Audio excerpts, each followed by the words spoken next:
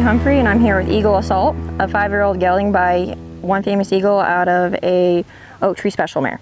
He ran on the track, that's where he was started, and he did really well. He was a stakes placed, won close to 22, I think it was over 22,000.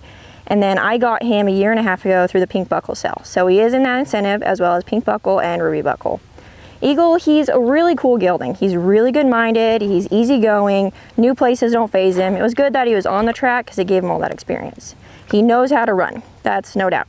What he does need work on is rate and lead changes.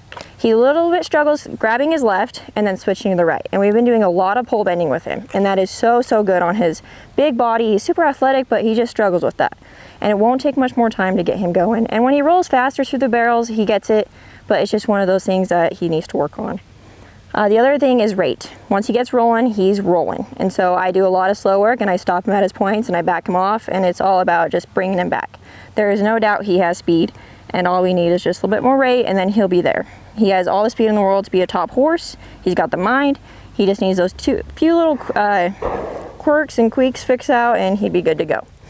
He's super easygoing, like I said. Nothing phases him. He's good out in the pasture with mares, geldings, easy all that way. He's my favorite to shoe for all the farriers. They love him out of like 30 heads. So like I said, easy, not much to him. He's my first one that I ride every morning. Doesn't matter if it's cold, rain, or shine. We rode him yesterday in the rain. Didn't mind at all. He's a happy camper.